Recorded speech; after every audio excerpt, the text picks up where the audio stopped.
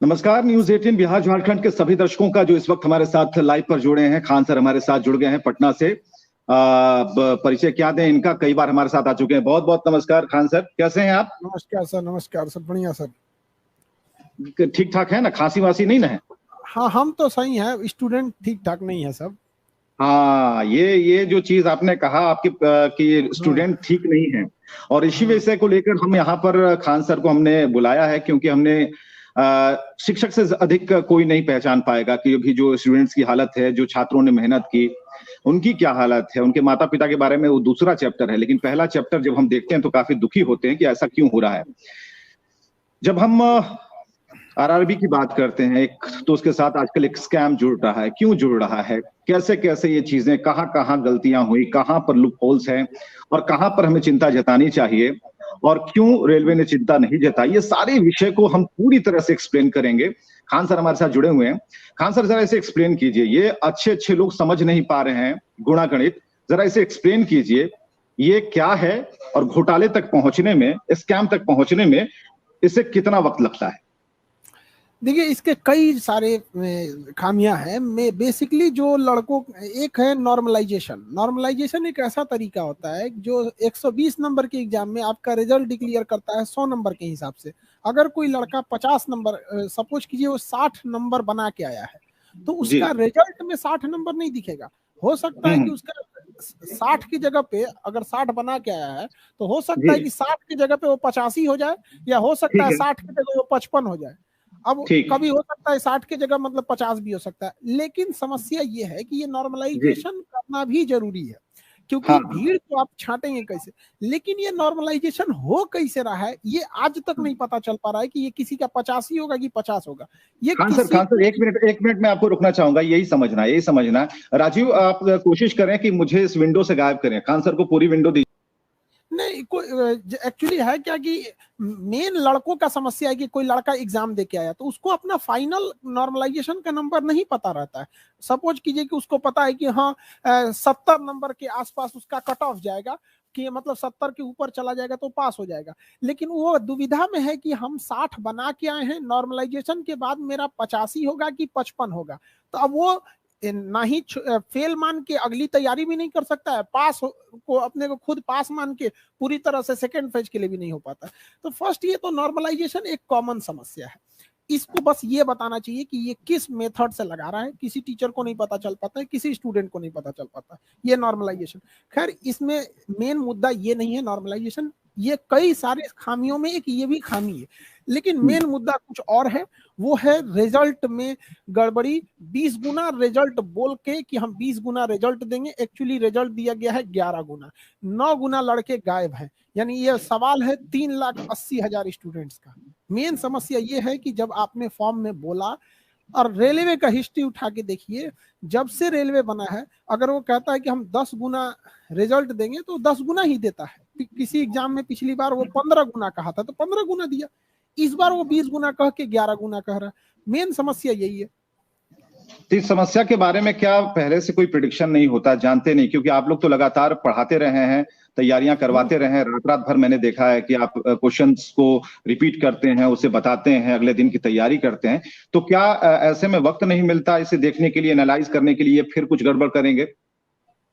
हमेशा कुछ ना कुछ मतलब वो नया करते रहते। इस बार क्या हुआ है ना कि उन सबसे बड़ा गलती आप देखिए कि उन्होंने जो ग्रेजुएशन होता है, तो ग्रेजुएशन के लड़कों को उन्होंने साथ एग्जाम दिया 10+2 यानी इंटरमीडिएट के लड़कों को। अब आप ठीक है। सोचिए कौन हाँ। ऐसा इंसान होगा जो इंटर और ग्रेजुएशन के लड़के को एक साथ एग्जाम में बैठाएगा। अगर आपको बैठाना है तो ग्रेजुएशन वालों के लिए अलग क्वेश्चन दीजिए, इंटर वालों के बिल्कुल। लिए अलग क्वेश्चन दीजिए। लेकिन इन्होंने क्वेश्चन दे दिया एक ही कॉमन। तो हुआ क्या कि ग्रेजुएशन वाला ने अच्छा परफॉर्म कर दिया, क्योंकि क्वेश्चन का लेवल जो था इंटरमीडिएट के लेवल पे था।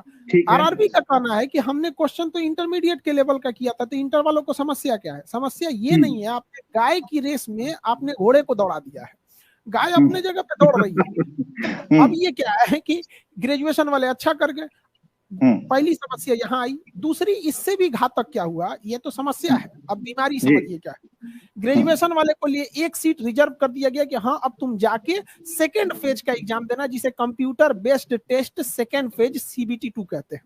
ठीक यहां है। तक समझ में आता है। इसको कहा गया कि तुम तो ग्रेजुएशन के लेवल पे एलिजिबल हो ही, एक काम करो तुम इंटर वाले सीट के लिए भी एलिजिबल हो, तो एक काम करो यहां से भी एक सीट लेके इसमें चले जाओ। अब बताइए ये जो ये समस्या है कि इसको आपने ग्रेजुएशन के हिसाब से दिया ही है और कहा कि तुम तो इंटर भी पास किए हो ना, ग्रेजुएशन पास हो तो इंटर तो किए ही होगे, एक काम करो तुम इसमें से भी बैठ जाओ। तो रेलवे को तो कैंडिडेट मिल जाएंगे, रेलवे को कोई दिक्कत नहीं है। मेन समस्या इंटर वाले के साथ आपने डबल घात क्यों कर दिया? एक तो उसके साथ ग्रेजुएशन वाले को बैठा है, तो क्वेश्चन सेट करना चाहिए, तो दोनों के मिडिल का भी करना चाहिए। किस हिसाब से क्वेश्चन सेट कर सकते हैं आप? यही समस्या है। इस वजह से सबसे ज्यादा छटे हैं, 3,80,000 स्टूडेंट छट गए हैं इंटरमीडिएट। यही बड़ी समस्या है। और एक उससे भी बड़ी समस्या क्या है कि ये एग्जाम लिया, फॉर्म निकाला गया था 2019 में।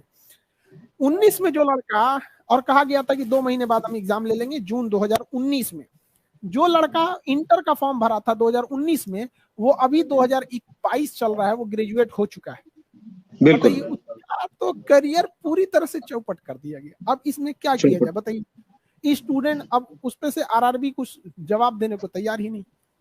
तो ये जो 4 गुना 5 गुना वाला हिसाब है, ये 20 गुना वाला को किस तरीके से ये कर रहा है, ये इसमें समझ में बात आ रही है। 20 गुना वाला कैसे कर रहा है? देखिए, एक कोई लड़का है जिसका नाम है राम, ठीक है, वो ग्रेजुएट किया हुआ है। अब ग्रेजुएट वाले को, एक लड़का कोई भी है राम जिसका जो ग्रेजुएशन किया, उसको इन्होंने एक सीट दिया है क्योंकि तुमने ग्रेजुएशन के हो, और इसी राम को एक और सीट दे दिया है कि तुम इंटर भी तो पास हो ही। तो एक कैंडिडेट का 2 जगह है, एक कैंडिडेट का 2 जगह रिजल्ट है, किसी किसी कैंडिडेट का 4 जगह रिजल्ट है, क्योंकि कई लेवल के एग्जाम है इसमें। स्टेशन मास्टर भी है, ट्रेवलिंग अप्रेंटिस भी है, कई लेवल के एग्जाम है। तो एक लड़के का 4-4 जगह, 5-5 जगह रिजल्ट है। अब ये बताइए, अब एक और समस्या समझिए, ये एग्जाम है जो जिस लड़के का 5 जगह रिजल्ट हुआ, मान के चलिए राम है, ग्रेजुएशन किया, इसका 5 जगह रिजल्ट हो गया, इसका स्टेशन मास्टर में भी हुआ, ट्रेवलिंग अप्रेंटिस में भी हुआ, आपका टेक्निकल अप्रेंटिस में भी हुआ, कमर्शियल अप्रेंटिस में भी हुआ, कई जगह हुआ। अब उसको कहना है कि जब तुम सेकेंड फेज का एग्जाम देने जाओगे ना, तो सबका क्वेश्चन हम अलग अलग लेंगे। अब बताइए, वो स्टेशन मास्टर का एग्जाम बैंगलोर में देगा, और ट्रेवलिंग अप्रेंटिस का एग्जाम दिल्ली में देगा, कमर्शियल अप्रेंटिस का एग्जाम वो बैंगलोर में देगा। अब बताइए, वो मर जाएगा वो एग्जाम देते देते। कोरोना में ट्रेन चल रही है, फरवरी में एग्जाम। समस्या तो काफी विकट है। हाँ, जो लड़कों के करियर पे। जी जी, इंटर वाला जो आपने सवाल किया कि सबसे बड़े अंधेरे में इंटर वालों को जबरन डाल दिया गया उस कमरे में, अब उनके साथ क्या होगा? क्योंकि आपके पास जब बैचेस चलते हैं, लड़के आते हैं या फिर जिन्होंने एग्जाम दिया, क्या उनका कहना है, क्या ओपिनियन है? गुस्से में तो जरूर होंगे, निराश भी होंगे। उन्हें बूस्टअप करना ऐसे समय में काफी मुश्किल होगा। जिस तरीके से जो डायग्राम बनाकर आपने समझाया, कैसे उन्हें हम मजबूत कर पाएंगे, उनको फिर से तैयार कर पाएंगे, या फिर ये कह पाएंगे कि अभी कुछ दिन रुक जाओ? देखिए, लड़के जो है ना खुद ही उतावले हैं सब। एक्चुअली हुआ क्या था, एक बार 2016 में रेलवे ने अचानक कह दिया कि मेरा फॉर्म वही भर सकते हैं जो ITI पास है। ठीक तो है, अगर आपको ITI पास लेना है तो 2 साल पहले बोलिएगा ना कि भैया जिनको फॉर्म भरना है पहले से ITI कर लो। अब कल को UPSC अचानक कहेगी कि जो PG किया है वही फॉर्म भरेगा, तो अरे भैया उसको कम से कम मौका तो दीजिए। जिंदगी भर से तो आपने ग्रेजुएशन पे लिया है, अचानक कह दीजिएगा कि ये वाला फॉर्म जो भरेगा। तो रेलवे लड़कों ने क्या किया, पूरा ट्रेन रोक दिया इंडिया का। 3 दिन में रेल मंत्री साहब को हटाना पड़ गया था। अब लड़के सब उतावलापन कर रहे हैं। अब हम लोग किस तरह से कहें इस कोरोना में? लड़के हम लोग से कहते हैं कि आप हम लोग को छूट दीजिए, हम लोग कर देंगे। अब हम लोग कितना रोकेंगे हर लड़कों सबको? उनको तो अपना भविष्य इधर खान सर, जो दलीलें रेलवे की तरफ से दी जा रही हैं, जो क्वेश्चनायर या फिर उनके आंसर्स मैं देख रहा हूं हर जगह, उसके आंसर शीट टाइप से बना करके दिए जा रहे हैं कि हमारा जवाब ये है, स्टूडेंट्स का सवाल ये है। तो आप कहाँ मानते हैं कि किस तरीके से, क्या उन्हें बरगलाया जा रहा है या फिर लिपापोती की जा रही है? क्या हो रहा है जो जवाब रेलवे की तरफ से आ रहा है?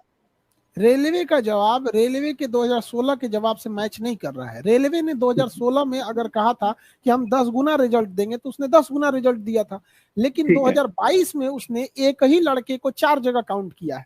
तो अगर आप सही हैं तो 2016 में भी आपको ऐसे ही करना चाहिए था।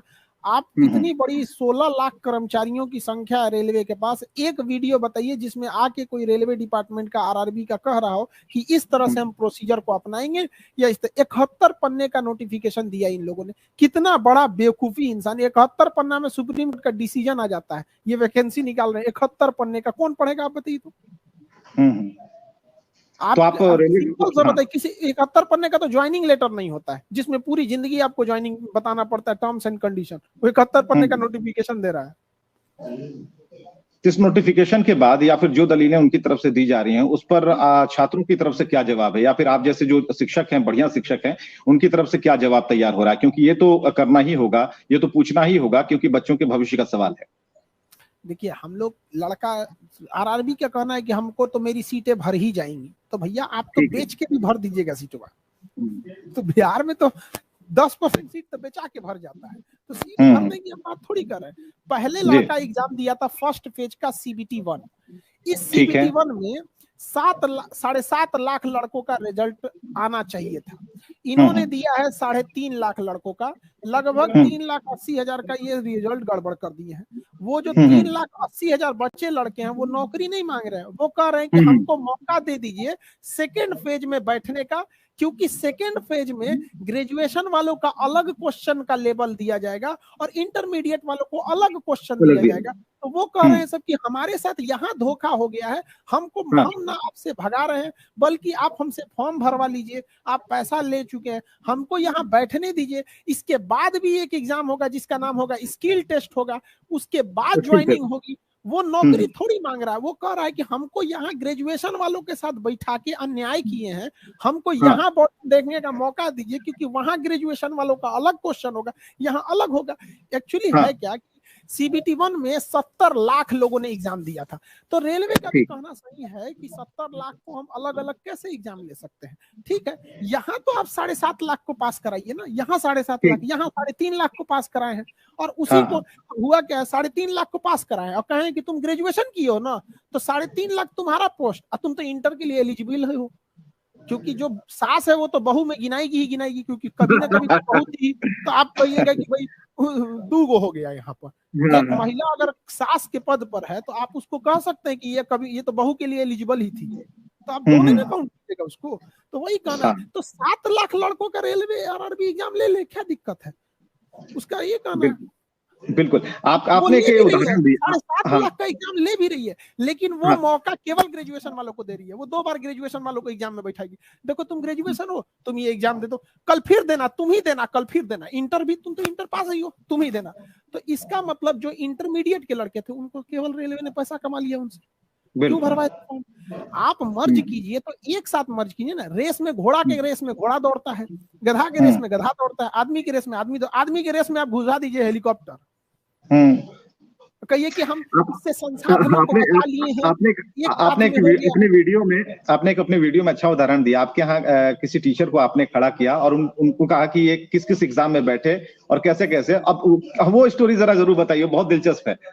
देखिए, हमारे यहाँ हमने चाइना को कम्पिटिट करने के लिए चाइना ने 2 टीचर पॉलिसी रखा है कि उसके यहाँ 2 टीचर आते हैं, एक टीचर पढ़ाते हैं, एक टीचर रिवाइज कराते हैं। हमने 4 टीचर पॉलिसी को इंट्रोड्यूस करना चाह रहे हैं कि एक पढ़ाएंगे, एक टीचर उसका रिवीजन करा के याद कराएंगे, एक टीचर आके क्वेश्चन पूछेंगे और एक टीचर बांस ले आके पीटना चालू करेंगे बढ़िया से उसको। तो हमने कहा कि भाई टीचर लोग को भी हमने कहा कि देखिए एग्जाम में क्या पूछ रहा है आप भी ट्राई करते रहिए, ताकि लेवल ऑफ स्टैंडर्ड हमेशा इंक्रीज होते रहे। उन्होंने एग्जाम में बैठे, वो ऑलरेडी हमारे सर वो मैथ पढ़ाते हैं, पीके सर हैं, मैथ पढ़ाते हैं, तो देख ले वो रेलवे में नौकरी करते थे, हम उनको नौकरी छोड़वा के बुलाए, तो रेलवे ने उनको फाइन भी लगाया, हमने पैसा भी दिया कि लो भाई रखो उस पे, किसी को नौकरी देते ना, इनको हम अपने पास बुला लेते हैं लड़कों से। अब उनका फिर एग्जाम दिए थे और वो ग्रेजुएट थे, उनका 3 जगह रिजल्ट हुआ है। एक बंदा उसको कहीं नौकरी नहीं करना है, 3 जगह रिजल्ट हुआ, 3 जगह। वो स्टेशन मास्टर के लिए भी है, ट्रेवलिंग अप्रेंटिस के लिए, कॉमर्शियल अप्रेंटिस, तीनों जगह रिजल्ट हो गया है। तो तीनों जगह जब रिजल्ट हो गया है तो तीनों जगह की सीटें तो उनको मिलेंगी। अब तो ज्वाइनिंग की बात होगी, मतलब दूसरे स्टेज की बात होगी, तो वो 3 सीटें अगर जाएंगे तो फिर उनको 3 बार एग्जाम देना पड़ेगा, 3 बार एग्जाम देना पड़ेगा और फिर 3 बार उनको स्किल टेस्ट देना पड़ेगा। अगर वो तीनों में पास हो गए, तो रेलवे का कहना है कि देखो हमने जादूगरी कर दिया। कैसे? अब तो तीनों में पास हो गया, अब हम उससे पूछेंगे कि तुम किसी एक को लो, तो एक को लेंगे। अरे भैया कौन सा जादूगरी किए ये, देख रहे हैं दिमाग, देखिए आरआरबी का, हम तो एक ही में लेंगे, बाकी 2 खाली रहेगा तो किसी और को देंगे। तो भैया उस रेस में केवल ग्रेजुएशन वाला दौड़ रहा है, तो आप रेस में से जो 2 सीट बचेगा भी वो दूसरे ग्रेजुएशन वाले को देंगे, उससे बचेगा तीसरे को देंगे, इंटर वाले को तो मार दिए। खान सर एक बात और, जो तीसरी सर्किल है आपकी, वहां तक पहुंचने में और कितने साल लग जाएंगे? रिजल्ट कब तक होगा? देखिए अमूमन इसको हो जाना चाहिए था 1.5 साल से 2 साल में, लेकिन ये 24 मान लीजिए 19 में निकला था, 24 में आ जाएगा, फिर 24 में एक फॉर्म निकलेगा, 24 के 5 साल कितना होता है अगला इलेक्शन, 2029 में फिर फाइनल होगा, 29 में फिर निकलेगा, 34 में फाइनल होगा। समझ में गया? ये पंचवर्षीय योजना में सारी चीजें चल रही हैं। पंचवर्षीय योजना नहीं है ये। हाँ, वैकेंसी लड़कों को भी पता है इलेक्शन से पहले आती है, अगले इलेक्शन में फाइनल होती है। तैयारियों की बात करते हैं, अभी जो बैचेस चल रहे हैं, मैंने इसलिए इस टॉपिक को ज्यादा अहमियत भी दी और आपने तुरंत इस पर आने के लिए हाँ भी कहा, क्योंकि भविष्य जब छात्रों का है तो शिक्षक से ज्यादा समझदार या फिर दुखी कोई नहीं हो सकता, क्योंकि उसने मेहनत की है और उसका रिजल्ट आने वाला है। ये शिक्षक का एग्जाम है। बच्चों को माँ बाप जो होते हैं बच्चों को पाल पोस के बड़ा कर देते हैं, संस्कार सिखा देते हैं। किसी भी टीचर के पास भेजे, हमारे पास या कहीं पे भी, आप हो या हम हो, आज हम यहाँ हैं या आप वहां हैं या दुनिया में कोई भी है, किसके बदौलत है? शिक्षक नहीं तो उसको पढ़ाया होगा कहीं ना कहीं, हमारे आपके शिक्षक हो तो उसकी लाइफ बर्बाद होगी। शिक्षक ही तो आवाज उठाए। गार्जियन को क्या पता कि CBT1 क्या होता है, RRB क्या होता है, UPSC क्या होता है, इंस्पेक्टर क्या होता है। अभी एयरफोर्स का रिजल्ट रोक के रखा है इन लोगों ने। बताइए, एयरफोर्स का रिजल्ट रोक के रखे हैं। भाई आपको कोई सुधार ही करना है, जैसे हम एयरफोर्स की बात करते हैं, उनका रिजल्ट आ जाना चाहिए, रिजल्ट अगस्त में, अब तक नहीं आया, जनवरी खत्म हो रहा है। मान के चलिए आपको कुछ सुधार ही करना है तो आप लड़कों को बता दीजिए ना कि जितने विद्यार्थी एयरफोर्स में जाना चाहते हैं, किसी का सपना है हम पायलट बनेंगे, हम कुछ बनेंगे, जो भी सपना है एयरफोर्स में जाना है, आपको कुछ सुधार करना, आप कर दीजिए। लड़कों को बोल दीजिए कि देखो बच्चों, हम कुछ रिफॉर्म लाना चाह रहे हैं, हम ये इसका रिजल्ट मार्च में दे देंगे और इसका जो अगला टेंटेटिव एग्जाम है हम कभी ले लेंगे। आप कहिए ना कि हम अगले साल लेंगे, हम थोड़े कह रहे हैं कि आज ले लीजिए जी, लेकिन लड़का उस साल में किसी अन्य चीजों की तैयारी करेगा कि आपके लिए ऐसे चुपचाप देखते रहे। बिल्कुल।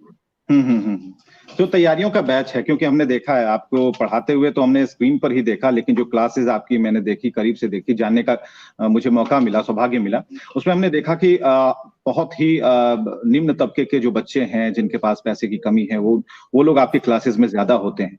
तो उन बच्चों की संख्या को जब हम देखते हैं दूर से, जिस स्टेज पर आप खड़े होते हैं, वहां से हमें सिर्फ आशा दिखती है उनकी आंखों में, वो चमक दिखती है कि नहीं इस बार तो जरूर सर ने पढ़ाया। और जैसा कि हमने कहा भी कि बच्चे पढ़ते हैं लेकिन एग्जाम हो रहा होता है टीचर का। तो अगर ऐसे धांधली में 19 का रिजल्ट 24 में और 24 का रिजल्ट 34 में इस तरह की प्रक्रियाएं होंगी, तो ये सर्वाइवल ऑफ जो एग्जामिनेशन है या फिर जो उसकी विश्वसनीयता है, वो कितना बड़ा सवाल लेकर खड़े करती है। और लड़कों का कितना फिर मन करेगा कि भाई हम उस एग्जाम में अपीयर हो ना हो। और जो 72 पन्ने का जो आपने बता दिया नोटिफिकेशन, इस नोटिफिकेशन को पढ़ते ही तो आधी उम्र निकल जाएगी। देखिए, RRB के 99% कर्मचारियों को भी वो नोटिफिकेशन नहीं पता है, और अगर हम लोग ये डिजिटल प्रोटेस्ट नहीं करते तो शायद वो लोग नोटिफिकेशन खुद भी कभी ना पढ़ रहे होते। वो तो उनके ऊपर ही ब्रजपात हो गया है जो उनको पढ़ना पड़ रहा है 71 पन्ने का, और खुद गाली दे रहे हैं सब कि किसने बनाया रे 71 पन्ने का नोटिफिकेशन। खुद गरिया रहा है सब, जबकि पता ये 71 पन्ने का नोटिफिकेशन होता है। उसके बाद देखिए, हमारे पास आज भी याद है, एक लड़का हमारे पास पढ़ने आया था, वो बैच दरोगा का बैच का था। उसके पिताजी ने पैसा भैंस बेच के दिया था, उसके यहाँ दूध दुहा जाता था, उसने अब उसके पिताजी भैंस बेच के दिया था। और हमसे आके वो क्या कहा, सर जी अगर हम नहीं बने तो फिर हम यहीं पटना में मजदूरी करेंगे, क्योंकि हमारे पास कुछ नहीं है। वो वैकेंसी क्लियर हो गई, अभी वो डबल स्टार लगा के दरोगा में ड्यूटी कर रहा है। राहुल नाम था उसका। अच्छा बताइए, अगर उसकी वैकेंसी 2 साल लेट कर देते तो क्या करता? बर्बाद हो जाता। बिल्कुल बिल्कुल। देर से मिला न्याय जो होता है वो अन्याय के बराबर हो जाता है। तो बिहार में ऐसी तो कई, बिहार में जो स्थिति है या फिर जो एग्जामिनेशनों का जितनी भी तरह की परीक्षाएं हो रही हैं, प्रतियोगी परीक्षाएं, उनका जो स्तर है उनमें जो लेट लतीफी है, तो आज तो हम झेल रहे हैं, हमारे बच्चे झेल रहे हैं, या फिर आप एज ए टीचर आप उसे देख पा रहे हैं, तो हमें समझ में आता है कैसे इस जकड़न से मुक्ति मिलेगी। ठीक है, आज हम डिजिटली इसे एक्सप्रेस कर रहे हैं, लोगों तक बता रहे हैं कि देखिए क्या है, आप ब्लैक बोर्ड पर समझा रहे हैं, डिजिटल बोर्ड पर समझा रहे हैं और कह रहे हैं कि देखिए समझिए। कितने लोग जो हम इसलिए हमने कोशिश की कि आप पूरी तरीके से इसे समझाएं, ताकि जो आम आदमी है उन तक ये बात पहुंचे, वो भी जान पाए। उसका भी बच्चा तैयार हो रहा है, उसने भी मैट्रिक बोर्ड का एग्जाम दिया है, वो +2 में है, आगे उसे भी सरकारी नौकरी लेनी है, तो क्या कितना भरोसा रखे खान सर। देखिए, इसमें एक बहुत बड़ा बदलाव की जरूरत है। सबसे बड़ा चीज है कि जो सिस्टम बन चुका है ना, बूढ़ा हो गया है। भारत जो प्रशासनिक सिस्टम है जिसको कंट्रोल कर रहा है, पूरी बूढ़ा हो चुका है। जो 1960 के जिस मॉडल पे चल रहा था आज भी उसी मॉडल पे चल रहा है। यहाँ पर गलतियां जब भी कोई फॉर्म निकलता है तो 10 दिन के अंदर उसको आप 10 दिन में एक लिंक दे दीजिए कि भाई किसी भी लड़के के पास, सारे लड़कों के पास अपना लैपटॉप मोबाइल नहीं होता है, कई लड़कों का नाम गलत हो जाता है। साइबर कैफे वाले क्या करते हैं, फॉर्म भरता है तो ट्रैफिक ज्यादा हो जाता है तो फोटो डिटेल ले लेते हैं, रात में भरते हैं, तो कभी इसका फोटो उस पर लगा देते हैं। अब क्या होता है कि रेल कहना है बोर्ड का, दूसरे से क्या भरवाता है रे तुम, अरे भैया वो अंबानी का लड़का है, क्यों यहाँ 5G नेटवर्क पहुंचल है, लैपटॉप रख ले वो, हाँ वो सब नहीं ना उस लेवल का, बेचारा कहां से भरवा। ये क्या बताता है कि जो बोर्ड में बैठे लोग हैं वो जमीन पे नहीं उतरते हैं। भगवान को भी साल में एक बार उनकी मूर्ति को गर्भगृह से निकाल के टहलाया जाता है, ताकि जनता के नया नया जो बीमारी निकला है, नया का अपडेटेड जो समस्याएं हैं उनको भगवान भी अवगत हो जाए। नहीं तो उनको किस चीज की कमी है, उनको गर्भगृह में छोड़ दीजिए यहाँ। तो ऐसे इन लोगों को भी गर्भगृह से निकालने लायक है, थोड़ा जनता की समस्याओं को समझे। तो एक मॉडिफिकेशन लिंक दे देते कि हाँ भैया, अब जिनका जिनका गलती है 2-4 आगे पीछे, कई ऐसे लड़के हैं किसी के नाम में बोर्ड ने जबरदस्ती कुमार जोड़ दिया, आधार कार्ड में है नहीं, उसकी नौकरी होने के बाद नहीं हुआ। हमारे पास एक लड़का आया था, उसका सब दिल्ली पुलिस में सब इंस्पेक्टर में हुआ था, वो वहां पास हो गया, और छपरा यूनिवर्सिटी में उसका नाम था, ग्रेजुएशन किया था, 4.5 साल में उसका डिग्री नहीं आया, उसकी नौकरी हो गई। यूनिवर्सिटी के VC साहब वजह से, वो 2 भाई थे, एक साथ सिलेक्शन हुआ था, उनका मार्कशीट नहीं था, जो सिलेक्शन करने वाला था वो रो रहा था कि बच्चों हमने अपने साथ तुमको देख रहे हैं, तुम्हारा भविष्य बर्बाद हो रहा है। लेकिन क्या कहिएगा यहाँ पे, तो ये सबको एक बार ना जानते हैं, ये कलम है ना, ये कलम, एक भारत में एक क्रांति हुई थी 1857 की क्रांति, अभी ना एक और होगा क्रांति भयानक, वो बंदूक से हुआ था, ये वाला कलम से होगा, और उससे भयानक ये होगा। ये जो युवा है ना, ये बांध की तरह है, पानी के बांध की तरह, अभी शांत दिख रहा है, जिस दिन तोड़ेगा ना वो बहुत दिक्कत हो जाएगा। सबको समझाते हैं भाई मत खेलो। खान सर ने 3-4-5 वीडियो इस तरीके से बनाए हैं, सब लोगों को समझाया। हम ये नहीं कह रहे हैं कि किसी खान सर मंगल पांडे बनने की कोशिश कर रहे हैं, लेकिन इतना जरूर है कि खान सर चाहते हैं कि मैसेज जाए, लोग अपने बच्चों के बारे में, उनके भविष्य के बारे में सोचें। जो लड़कों के लिए लड़ रहे हैं या जॉब दिला रहे हैं, या हमने जितने भी लड़कों को, चाहे वो रेलवे में स्टेशन मास्टर बन के बैठा हो, दरोगा बन के बैठा हो, फाइनेंशियल डिपार्टमेंट में, कितने डिपार्टमेंट में हम लोगों ने भेजा, क्या हम उन बच्चों से सैलरी लेते हैं? क्या उन बच्चों से अभी क्या मिलता है हम लोग को? कोई खुश होता है तो 1 किलो मिठाई लेके चला आता है, क्या हम लोग खाते हैं? हम दूसरे के लिए ना लड़ रहे हैं भाई, हमारा क्या आ जाएगा, हम तो सो जाएंगे अभी ठंडा के दिन में, क्या दिक्कत है? लेकिन हम किसके लिए लड़ रहे हैं? वो बचवा के लिए, क्योंकि हमको पता है ये बचवा आगे जाके देश बदलेगा। बिल्कुल, जो भविष्य देश बदल सकते हैं और भारत की तकदीर बदल सकते हैं, उसके लिए कुछ शिक्षक हैं, कुछ जागरूक शिक्षक हैं जो लगे हुए हैं। जब ये आवाज उठती है खान सर, तो सिर्फ अकेले आप डिजिटली इसे सामने ला रहे हैं, या फिर आपके साथ कुछ और भी शिक्षक हैं जो चाहते हैं कि इसे और भी एक्सप्लोर करें अपने अपने मंच से? नहीं, बहुत सारे टीचर लोग हैं। एक्चुअली क्या है कि थोड़ा सा हम लीड कर लेते हैं तो लड़कों को नया उत्साह मिल जाता है। बहुत सारे लोग होंगे जो बड़े फेमस हो जाते हैं तो छोटे लोगों को भूल जाते हैं।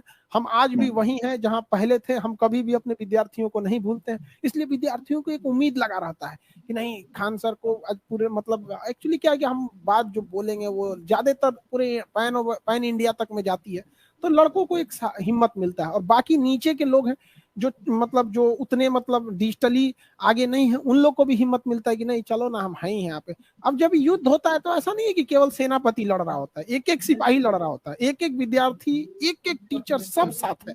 किसी हो सकता है कि किसी को हम जानते हो तो किसी को आप जानते हो, लेकिन योगदान सबका है, किसी एक टीचर का नहीं। तो आरआरबी वालों ने फोन किया क्या आपको, आपसे संपर्क साधा कि क्या कर रहे हैं? पहले ही बात कर लिए थे, आंदोलन से पहले ही हम बात कर लिए थे। आरआरबी बिहार में 2 आरआरबी है, आरआरबी मुजफ्फरपुर और आरआरबी पटना, दोनों लोग से बात हो गई थी हमारी, और उससे भी कई सीनियर लोगों से बात हो गई। बट सीनियर लोगों ने कहा कि सर आप मेरा नाम और मेरी पोस्ट को ना बताएंगे। हमने कहा ठीक है भैया, नहीं। हमने उनको सारी चीजों को अवगत कराया कि देखिए भैया, आप बहुत सारे चीजों से आप संपन्न हैं, बस आप नौकरी मत दीजिए। जो आपने 3.5 लाख लड़कों को एग्जाम देने से रोक रखा है, बस उनको मौका दे दीजिए। आप वहां क्वेश्चन टफ कर दीजिएगा, इतना ना टफ कर दीजिएगा कि आप वही से ना बने, फिर भी हमारा विद्यार्थी बना के आ जाएगा, फिर भी बना के आ जाएगा। क्योंकि हमको विश्वास है ना, अपने पढ़ाने पे विश्वास है, बच्चों के मेहनत पे विश्वास कि कितना भी क्वेश्चन टफ कीजिए वो बना के आएगा। ये है कि जहाँ ज्यादा रिजल्ट होना चाहिए वहां कम होगा, लेकिन बना के तो आएगा। तो हमारा बस यही कहना है कि थोड़ा सोचो यार। आरआरबी क्या जवाब दिया उन्होंने? ठीक है, नाम तो नहीं बताएंगे, लेकिन क्या बताया? क्या कहना है कि खान सर आपकी बातें एकदम सही है, लेकिन हम इसको अगली बार से कर देंगे। किस गधे ने इसको बनाया हमको भी नहीं पता चला। मतलब उनका भी मानना है कि गलत है, बात समझ रहे ना। लेकिन उनका कहना है कि चूंकि इसमें जब तक रेल मंत्री हस्तक्षेप नहीं करेंगे हम चेंज नहीं कर सकते। वो एक्सेप्ट कर रहे हैं कि हमसे गलती हुई है, वो ये भी एक्सेप्ट कर रहे हैं कि खान सर पहले वाला मॉडल सही था, वो ये भी एक्सेप्ट कर रहे हैं कि हम अगली बार से ऐसा नहीं होने देंगे। लेकिन उनकी भी कोई गलती नहीं है, क्योंकि इसमें एक बार रेल मंत्री हस्तक्षेप कर देंगे ना, और रेल मंत्री साहब के अंदर एक अच्छाई है कि वो स्टूडेंट की समस्याओं को समझते हैं। लेकिन दिक्कत क्या है कि रेल मंत्री के अगल बगल सब आरआरबी वाले ही बैठे रहते हैं, कहते थे यही सही है, खान सर पगला गया है, छोड़, ऐसे बोलना, निकाल देते हो, हमको पागल घोषित कर देगा सर। तो आज तो ट्विटर का जमाना है। रेल मंत्री जब बोगी के अंदर जो गंदगी होती है उसका कोई तस्वीर लेकर के उन तक पहुंचाता है, ट्वीट करता है, तो उस पर एक्शन हो जाता है। खान सर की बात नहीं मानेंगे वो?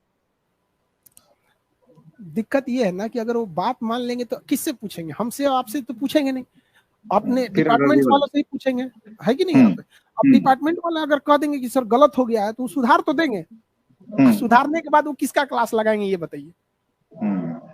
आरआरबी वालों का। तो ये इसलिए डर रहे हैं कि हम लोग का क्लास लग जाएगा।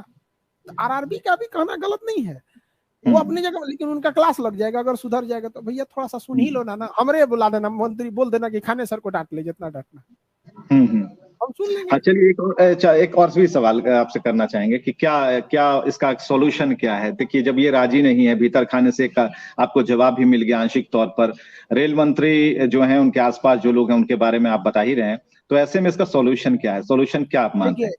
इतिहास, हम अपने बच्चों को एक बात पढ़ाते हैं कि इतिहास से हमने यही सीखा है कि इतिहास से कोई कुछ नहीं सीखता है, लेकिन आज का विद्यार्थी इतिहास से बहुत सीखता है। उसने देखा था कि रेल ट्वीट करते करते चिल्लाते रह गया लड़का, रेलवे ने आईटीआई को नहीं हटाया, जिस दिन ट्रेन रोका था आईटीआई हट गई थी। तो लड़का सब फुल प्लान में है सब रोकने के लिए। हम लोग बच्चों को कह रहे हैं कि बाबू मत करो मत करो मत करो, वो जाके रोक दे रहा है। मुंबई में ट्रेन रोक दिया, यहाँ रोक दिया, आरा में रोक दिया, हम लोग मना कर रहे हैं, अब रोक देगा। तो आगे चल के तो ऐसा भी हो सकता है कि सब लोग बताएंगे कि नहीं, खान सर ही लोगों को उकसा रहे हैं। हम कहा हम मना कर रहे हैं, आप कह रहे हैं कि हम उकसा रहे हैं, हम मना कर रहे हैं, मत करो। चलिए, खान सर ने मना किया है कि उपद्रव से और हिंसा से कोई रास्ता नहीं निकलता, कोई रास्ता नहीं मिलता, हम लोग खुद ही डिजिटल स्ट्राइक कर रहे हैं। लेकिन आप बताइए, और वो कलम वाली बात आपकी अच्छी है कि अगला जो ये आंदोलन है ना वो कलम से, क्योंकि ये बहुत बड़ी ताकत है। से होगा। अभी देखिए ना, अभी एक दो दिन बाद फिर ट्विटर पे जाएगा, फिर ट्विटर पे ट्रेंड होगा। अब की बार होगा, हम लोग रेल मंत्री साहब को डायरेक्ट अप्रोच करने की कोशिश करेंगे, रेल मिनिस्टर हेल्प अस, इस टाइप का कुछ हैशटैग लगा के करेंगे। और थोड़ा सा मीडिया के भी है कि जैसे आप जैसे हैं, शिक्षा को क्षेत्र को आप समझते हैं, सारे मीडिया वाले अभी तो कोई यूपी चुनाव में बिजी है, कोई पंजाब चुनाव में बिजी है। अरे क्या करेगा चुनाव बन के? बच्चों से ये देश बना है, we the people of India. हमारा संविधान शुरू होता है तो हम भारत के लोग, मतलब भारत किससे बना है? हम लोगों से बना है। यही लोग नहीं रहेगा लोग तो फिर भारत में रहेगा कौन? चलिए, ये आपका, जब मैंने इस प्रोग्राम को शुरू किया था तो आपके पीछे यहाँ पर आरआरबी स्कैम ये सारी चीजें लिखी हुई थी, वो चीजें साफ हो गई। और उसके बाद हमने ठीक आपने समझाना शुरू किया कि कब 19 से शुरू हुआ, 24 तक आएगा, बीच में क्या क्या दिक्कत हुई, कौन कौन से एग्जाम लिए जाएंगे, किन्हें मौका मिला, किन्हें नहीं मौका मिला, किनकी जिंदगियां बर्बाद हो गई।